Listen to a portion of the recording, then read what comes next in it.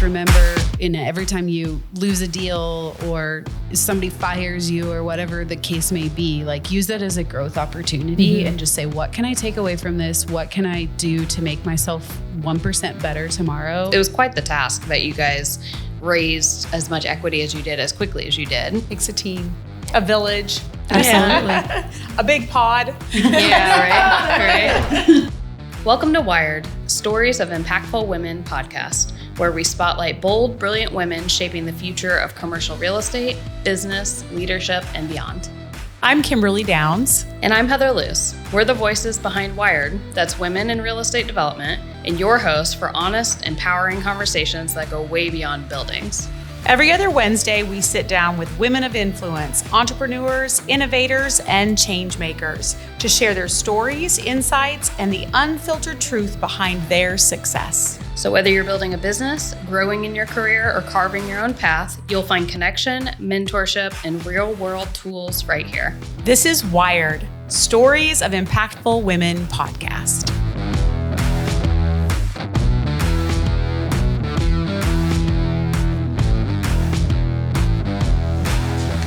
Katie, welcome. Hello. How are you? I'm glad you're here. I'm thrilled to be here. Awesome. Good. Well, thanks for joining us. Real quick, you want to do a little intro of who you are, where you come from? Sure. Awesome. Katie Ramos, and I come from here. Born and bred, Kansas City girl. I grew up in the what we call the land of milk and honey, Johnson County. don't hold it against me. I went away for college for 4 years to a little town in Nebraska. And then I came back and I'm here to stay. Return to the land of milk and honey. Yeah, I guess so. Put down some roots and built a business, and you're here to stay. Yes, That's ma'am. awesome. So you're a commercial real estate agent. You're also a partner of DLM Commercial, correct? So tell us kind of what, after college, how did that get you there? What was your path? And how did you become a partner of your company? Well, I graduated from college, moved back here, and I got a job with the Kansas City Royals in 2015. Go Royals. Go So Royals. that was the year Good time. we won the World Series. So Yep. that was super fun. And I thought that I wanted to go into the sports production industry. That was the back end of professional sports, which was producing all of the things that happen besides the athletes playing the sport. Sure. And it was a great ride. I had a lot of fun, but I quickly realized that there wasn't going to be like a lot of autonomy in my life and very much freedom. And so I started thinking about, what do I want to do? I was raised by an entrepreneur. I thought I probably want to work for myself. I don't really like being told what to do. So being my own boss was intriguing. And so then kind of just started talking to people. And then Alan Bischoff, who was one of the guys over at DLM, heard I was looking for a job. And he called me and he said, why don't you come to the dark side and do commercial real estate? And so he had me on the hook at that point. And I said, what is this? I was a fresh 24, 25. And so that's kind of how I got started into it. Very cool. Very cool. So you've been with the same company your entire career. Yep. So I started with DLM, Otto Westerfeld and Alan Bischoff. They kind of brought me in under their wing. They were awesome. I mean, I couldn't have had better mentors right out the gate. Guys that were just like had a completely open door policy. If I wanted to go to a meeting, they'd take me. If I had questions or had like harebrained ideas, I wasn't scared to share it with them. And so I was super grateful for that. But out the gate, this was a question on the front end. How did I get to the point of ownership? Mm-hmm. I was fortunate enough, like I said, to be raised by an entrepreneur. And so when I went into this, my dad made it pretty clear. He said, go work for these guys and have fun, but know that the end goal is you either own some of it or you go own your own thing. Right. That's kind of how we do it in this house. And so out the gate, it was like, hey, this is my goal. I want to be totally transparent and honest about that. I want to stay here and I want to build a team.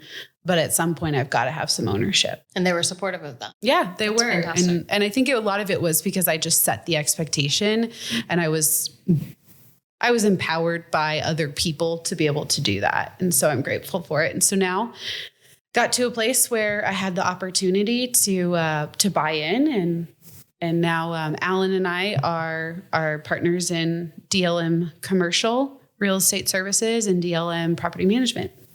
What does DLM stand for? Just because you never know who's listening. There may be people that don't know what that stands for. Sure. So what does that stand for? It's Development Leasing Management. Okay. So nothing super sexy, just pretty practical. Yeah. And do you guys specialize in anything specifically, or what do you prefer? What's your ideal client? Yeah. So historically, we've done a lot of retail, whether it's on, the acquisition side, tenant representation, management. We've done a lot of retail. The last couple of years, we've actually done quite a bit of office, which is shocking to some folks because that sector of the market's been a little bit drier. And then we one of our big things though, this was kind of from the get that this was like a standard for us, is we try really, really hard not to say no. Mm-hmm. So, I mean, I've done deals with people that are, they want 900 square feet and they want to lease it for 6 months. I'm like, well, I can't fill up my tank of gas with the commission on that one, but here we I are. really like you and I want you to be successful. And so I'm going to help you. So those, that's kind of one of those things that we've always tried really hard to meet people where they are and not have to say no. Yeah, absolutely. And it also, you never know who you're going to meet and you never know what opportunities are going to come from situations. So it just, I don't know, stretches your legs a little bit, but it also, it helps to. At the end of the day, we're all just people, right? Like we're all out here just doing our best, working hard. Yep. And so let's just band together and help each other out. So what would you say is one of your biggest challenges? I mean, we all know that, where you are now, but if you had to look back on what was some of your biggest challenges getting from the start to where, from that 24, 25-year-old learning, keeping your eye on the prize, and then where you are now? Sure. I just want to make it abundantly clear. I have not made it. Still grinding. This is about owning your your power. I will tell you, like it doesn't end, right? Yeah, I mean, it's just like every day the whole mantra of like 1% better every day. Let's all just try and be 1% better every single day, and then like that's a win. And so that's my thought process. I have by no means made it, but gosh, am I working towards it? And sometimes, you have to take a step back because hindsight's 2020, right? To your question, and go, well, gosh, I have done a lot of overcome You've made a lot it where of you are today. Yeah. Yeah. And so I would say, there's this common phrase and kind of ideal that it's tougher to be a young woman in commercial real estate. I remember when I first got started, I went to a meeting once with Otto and someone was like, "Oh, are you here with your dad?" I was like, "No, I'm a broker on this deal." Yeah. Like, what? Come on, guys. Yeah. So that was definitely harder in the beginning. So coming through those and walking through those challenges of just knowing how to hold yourself in those scenarios when somebody maybe says something or treats you a way that you're going, I don't think you treat everybody else like that, but learning how to stay poised and then just take it all in stride, I think is important.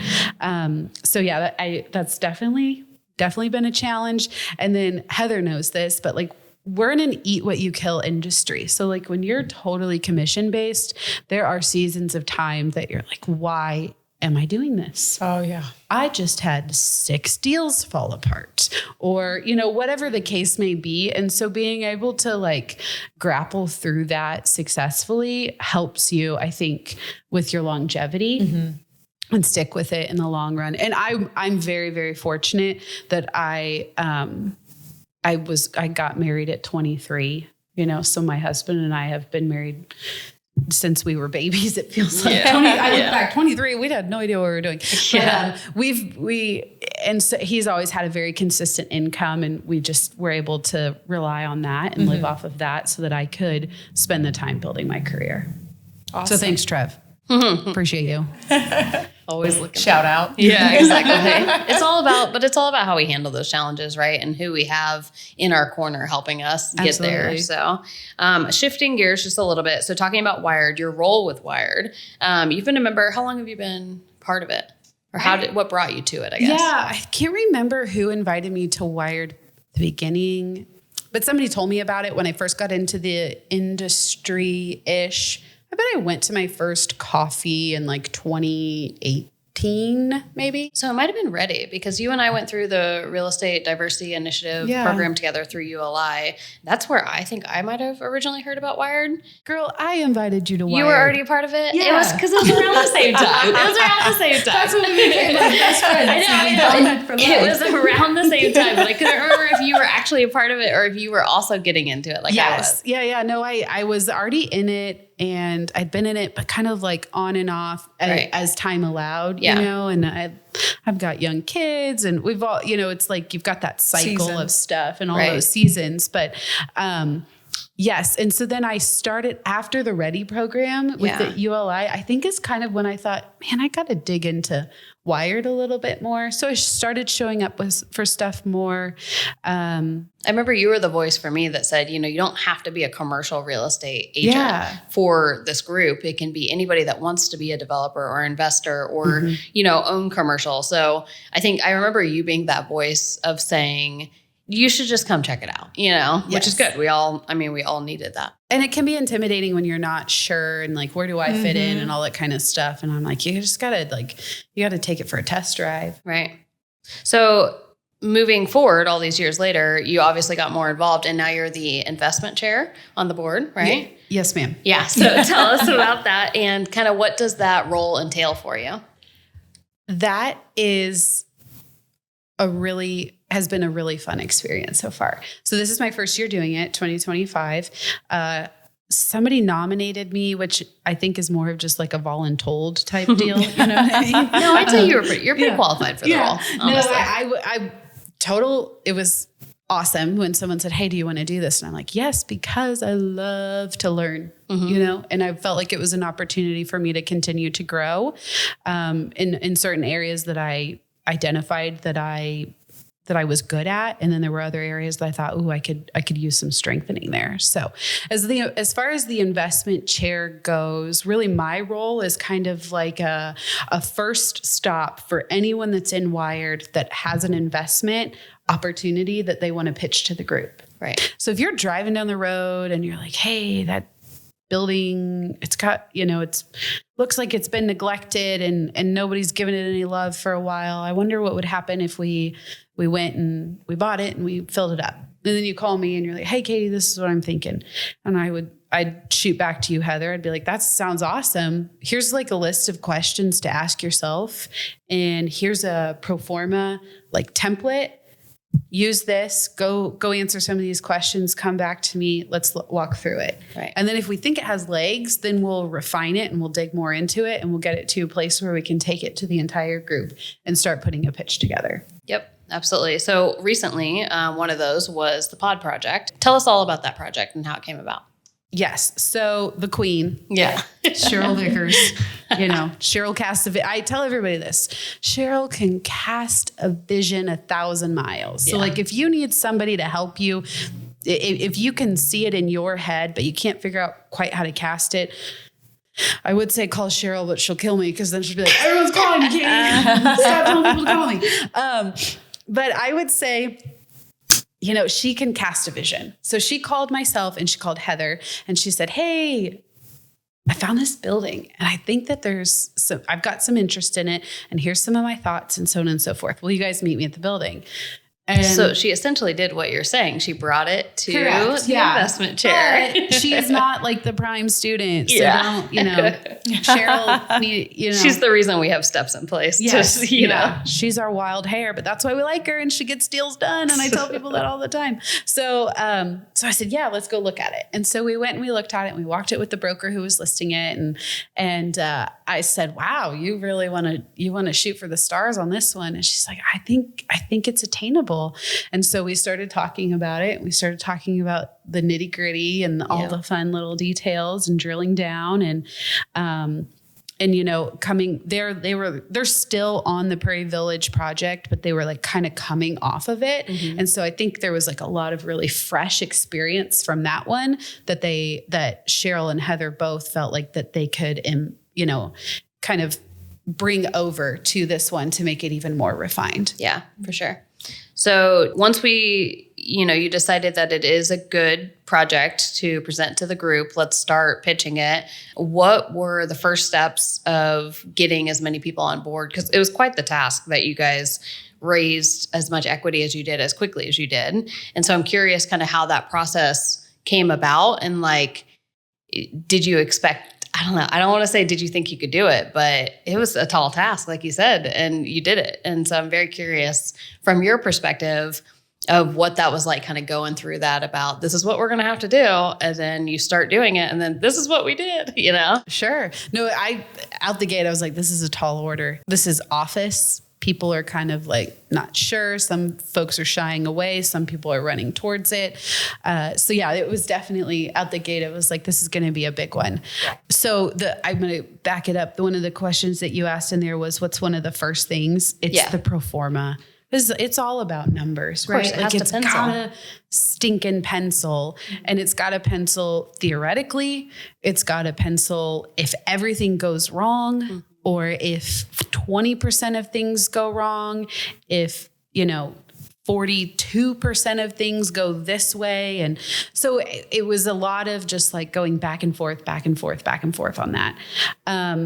And then just refining that as best we can. But if you ever heard me give a pitch, what's my thing about pro formas? Every pro forma is wrong. Right. Because they're all liable to change, right? So you do the best you can to make as many projections as you can, but they're all going to have something in them that changes. And so as they change and they flow, we change and we flow with them. Absolutely. And so it's I don't know, I kind of look at a pro forma as a living, breathing document, and that we're working. It's like one of our teammates. Yeah, it moves along through the process with you. Absolutely. It's the silent teammate that you've got that's always in the back of your head. And so I think getting that done and at least getting that to a place where it's presentable and it paints the picture clear enough as far as the dollars and cents, and then you build everything else around that. Getting into the numbers, what did you know you had to do for this to be a successful group investment? Sure. So I think one big thing was heavy due diligence, right? If you're going to go out and ask a bunch of people for money for a project, you better have your stuff in order. And so I think one of the smartest things that this group did was out the gate create a sponsorship team. And so there's 4 of us that were kind of leading the charge. And I don't take credit for that. That was Cheryl and Heather kind of recognizing that from the Prairie Village project. And one of the best things we did is we had an attorney join our team right out the gate. Having Danielle Wallace on is huge. I mean, game changer, right? And so it was Cheryl, myself, Heather, and Danielle. And then so the 4 of us basically just teamed up, and we ran after this thing as hard as we could.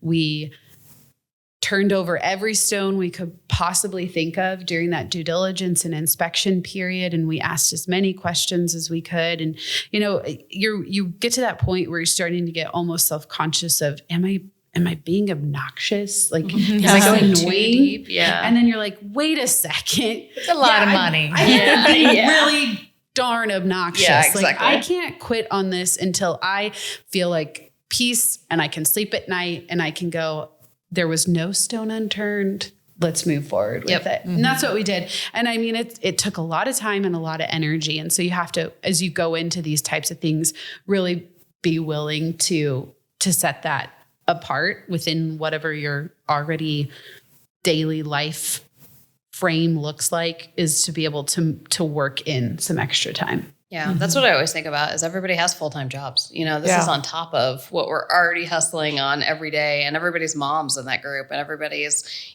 got responsibilities outside of the project. But you do it because it's a good opportunity, and you see again, the ownership in the end, the equity you're building, you see the opportunity there. Let's talk about how many women did you get successfully to get in on this to make it the group, and then how long was the time frame from the time you started doing your pitches to the time you closed on the property? We have 24 total investors. That's awesome. All are female, Awesome. which is pretty cool. Yeah, it's awesome. It is awesome. And we started like pursuing this project right at the beginning of March. Okay. And then we closed July 10th. Nice. And how much money did you raise? Do you mind me asking? We raised right at $1 million, just $1 million a little bit shy. From 24 wired women and investors who some of them don't have any ownership in any other commercial real estate. Is that right? Yeah, there's a handful that this is their first commercial real estate project. That's incredible. And so for those people, one, just to be a part of it, but two, to get to learn from this group of people. I'm in on a couple of the other group investments with Wired, and to get to learn from these developers up close and be in partnership with them is such like a unique experience I probably would never find elsewhere. But I just think it's insane. Like that's $1 million in that short of time. And how is the project going? Like so you've had it for a little while. Where are you guys at now? And kind of what is also one thing we didn't talk about is the future of it. What do you imagine this to be? Sure. Why do you call it the pod project? Yeah. So, man, I could do a whole dissertation on this building at this point in time. So it feels like, so the pod project, the history of it was built in 1969. It's at 6330 Lamar. And it was built by TWA. The campus was the Breach Academy. And so it was where all of the stewardesses that got hired by TWA all around the country, they sent them to this campus and they lived there for like 6 to 8 weeks. And that's where they did all their training. And flight attendant camp. We're talking like back in the day when the training was like, they had to wear stilettos and they had to use like real china with coffee, and the coffee cup would be on the saucer and it had the coffee in it. And then they had to practice walking down a flight of stairs in their heels. Pencil skirt, the whole thing. It's so wild. And so the building that we bought was one of the dormitories, and they had like, we've dug up some old pictures I love that we're hoping to kind of put on display at the building. But they had these like sunken living rooms in each one of the dormitories. Each one of the dormitories or each one of the pods was a different country theme. So there was like Africa, Asia, and they, had the decor to match it and that kind of stuff. And so the reason we call it the pod project is because there's essentially 5 different offshoots. And they look kind of like pods. Yeah, from like an aerial view. Yeah, it from looks an like aerial different. view, you can see them. And so that's why we've been calling it the pod project. That's awesome. And what do you imagine, what kind of tenants do you imagine being in there? Or do you have anybody pre-leased or anything like that? Yeah, so we've got one lease that we're working on drafting right now, just general office use. We've showed it to kind of a myriad of different types of uses, general office use. And then we've had like a little bit of interest from a CPA and an attorney, real estate company. We've showed it to a title group. Got a construction group that needs a new home office. We're showing it to next week. We've also shown it to some health and wellness folks because we've got this one really cool space that is like, it's an atrium space. So we had one group look at that thought maybe they would great lighting and design. Yeah, and there's probably 6 or 7. What are they called when there's a window in the roof? Skylight. Yeah, skylight. Thank you. There you go. Ding, ding, ding. Gold star for Kim. So it's just a really unique spot. The really cool, one of the cool parts about this particular campus is the building just to the east of us has a coffee shop in it, which is pretty uncommon for office campuses, office buildings, but we've got that just across the way. There's a pond, and in a building over there that's within walking distance, there's a restaurant. We've got a walking path, green space. Tons of green space. We've got an area that we're hoping to turn into a bit of a Zen garden quiet zone that's on our property. It's uniquely positioned, but not so unique that it's necessarily funky, right? Because sometimes funky can be hard, but it's unique in the way of that I think you could really find a lot of different types of uses that would enjoy the project. It just also offers a lot of amenities for your tenants, which I think absolutely. is great. To have a coffee shop right there is just incredible. It's conveniently located for, for our metro area. You can, it's pretty central. You can get to I-35 or 435 pretty quickly from there, jump down to the plaza. So there's a lot of opportunity. So we're showing it right now. There's still quite a bit of work to do, but there's some spaces in the building that we could potentially lease out, deliver October 1 to the right type of tenant, and then tentatively January 1 for everybody. Cool. Love that. So how can we support the project right now or moving forward? Yeah. So I think in the coming months, we'll probably have some open houses. So you guys are obviously welcome to come to that and invite everybody you know. And then anyone you know of that's looking for office space that's in that Overland Park area, we'd be happy to show it to them. And like I said, we've got some health and wellness folks that have looked at it. There's one spot that I think would actually be a really great dental office. You could have direct access to your space. There's some options to do that. So we're working on what those packages would look like.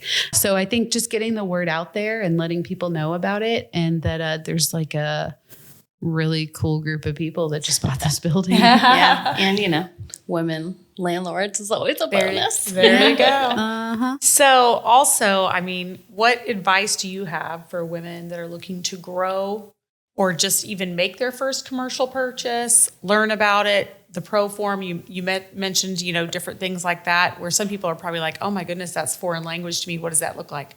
I know I mentioned in past podcasts, that was one of the things you guys talked and wired one day. And I was like, okay, I do residential all day long, and I can tell you all of those words and what they mean. But when you mentioned that, I was like, what is that? And Cheryl talking about how she just, held somebody's hand and taught them what it was. And because I think we have to know all of that or research it ahead of time.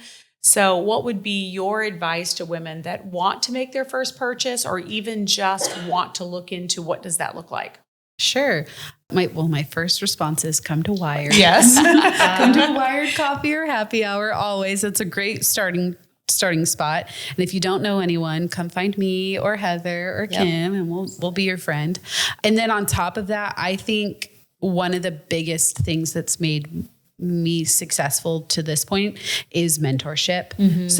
So find a mentor. And sometimes that is uncomfortable because what it looks like for a lot of folks is they have to go ask a lot. Like as a mentee, you have to go ask and say, I need a mentor. I need somebody that I can call and ask what I feel like the stupid questions are to, but not feel insecure about it. Right. So I just, and it's hard because sometimes people have a really hard time doing that. Not every personality is inclined to be that assertive, but I would say if you really want this, muster up the courage as best you can and go find a mentor that'll be open and honest with you and help you walk through all of this. Cause that's what got me here. There's a lot of women, I think, that not just in commercial real estate, but that have started a small business or are wanting to be an entrepreneur and start things on their own.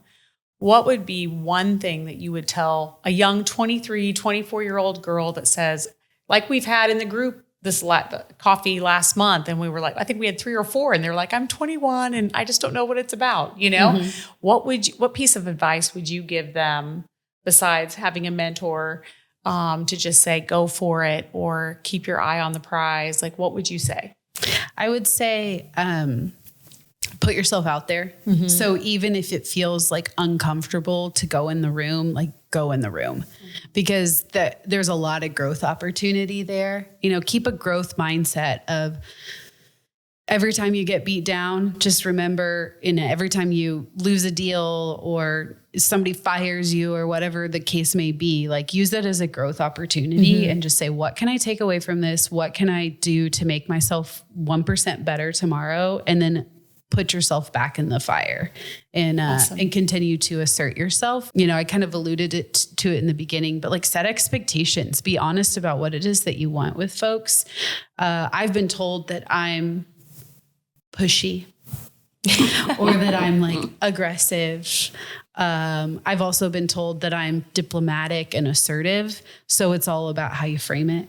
Right. And so I try really hard to treat people with kindness. I want to be kind and I want to be honest, but I also want to be super clear with people about who I am. And who I am is somebody that wants to just get out there and get it done and just keep supporting other people, no matter what they look like or how they think or anything like that. You know, my goal is let's all try and be successful together. Right. Takes a team, a village. Absolutely.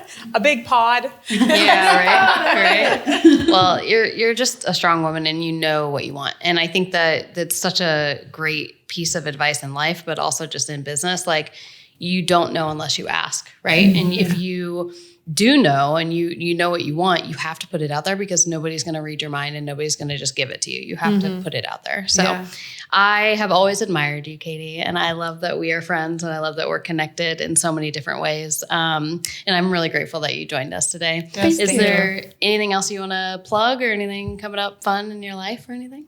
I'm going to Italy next week. Heck yeah. And I am going to say, I am, you guys, the first podcast you did, you talked about taking care of yourself and all that kind of stuff. I am going on a true vacation, which means my laptop is staying at home. Yeah. It's the first time I can remember doing that in a very long time. I don't think they have Wi-Fi in Italy. I don't think that's a thing. I'm like, wait a minute, I was just there. They do. But it was the first trip that I took no laptop. Last year. And it was amazing. Excited. Guys, I leave my laptop home so quick. It's also a little embarrassing. Like, the most exciting part about my trip to Italy right now is that I'm not taking my laptop. It's like, all right, I need a little more balance in my life. I haven't been to Italy. I've been to a lot of places, but I hear that you will have a lot more things that are more exciting than that when you get back to tell us about. So have some pasta, have some bread for us. Absolutely. But yeah, thanks again for being on the podcast today. Thank you. Thanks for having me. Thanks you guys so are awesome. much. Thanks for listening to Wired,